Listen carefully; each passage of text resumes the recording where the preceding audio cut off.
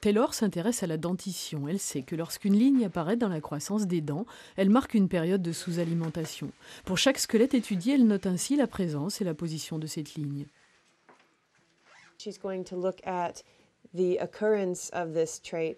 Elle va rechercher les signes de carence alimentaire et essayer de déterminer s'il existe un lien entre l'appartenance sociale et le déséquilibre dans l'alimentation.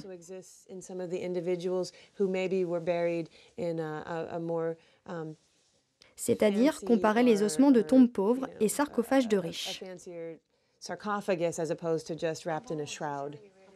D'autres pathologies, d'autres déformations des os, ces universitaires espèrent apprendre beaucoup de ces squelettes. 1180 corps découverts en 1993 à Salleux à l'occasion de fouilles préalables à la construction de l'autoroute. Des squelettes extrêmement bien conservés issus d'un cimetière datant du 7e au 11e siècle. Particulièrement intéressant pour les Américains qui ne trouvent pas cette part médiévale de leur histoire sur leur propre continent. Mes parents viennent d'ici. Je suis descendue de Guillaume le Conquérant.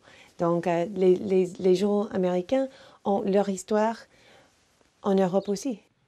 Les chercheuses américaines ont fait le choix éthique de ne pas travailler par prélèvement ADN, pour éviter d'abîmer ces restes humains, et ça convient tout à fait à Guy Serguerard, qui est depuis 15 ans le dépositaire à Poutrincourt de cette étonnante part de mémoire. L'éthique, ça va de soi. Et je crois qu'un chercheur en anthropologie ne peut être bon que si, véritablement, il a le souci de l'éthique en même temps que le souci du progrès médical. 2 courtes semaines de travail et elles repartiront dans le Michigan dans quelques jours. Mais il ne s'agit là que d'une étude préliminaire. Elles reviendront sans aucun doute à Poutrincourt pour suivre leurs recherches. Oui, mais